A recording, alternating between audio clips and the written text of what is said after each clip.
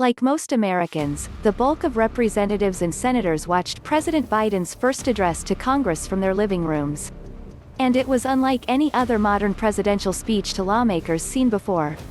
Long one of the most sought-after events in Washington, with 600 tickets, including some standing room only, the address was instead delivered with just 200 people in the chamber due to the COVID-19 pandemic and ongoing security concerns at the Capitol.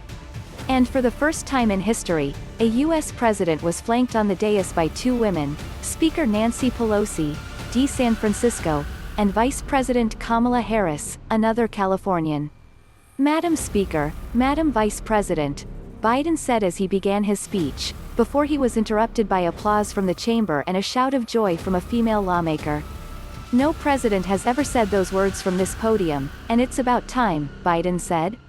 The State of the Union, or, as a president's first speech is called, a joint address to Congress, is a heavily orchestrated event meant as a platform for the sitting president to pitch his policy ideas to lawmakers.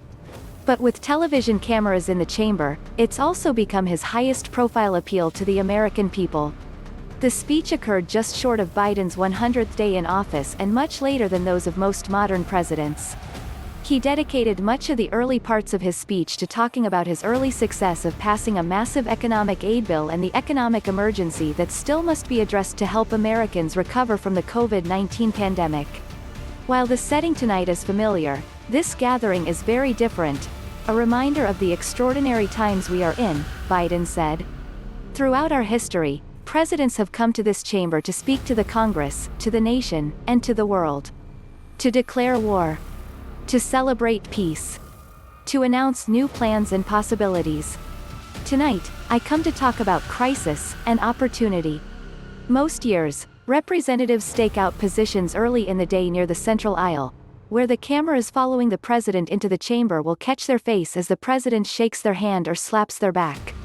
This year, none were allowed into the chamber until just a few hours before the speech, and they all had distanced seats assigned by the House Speaker's office either in the chamber or in the public galleries up above, where guests normally sit. Much of the normal pomp that surrounds the speech was absent. Most of the Supreme Court, Biden's cabinet and the diplomatic corps, didn't attend. Applause seemed muted in the cavernous space, while voices carried further than normal. Still present was the split screen of members of the president's party leaping out of their seats to give standing ovations to points they liked. The social distancing meant few places to hide, and lawmakers walked in very aware their reactions would be on full display.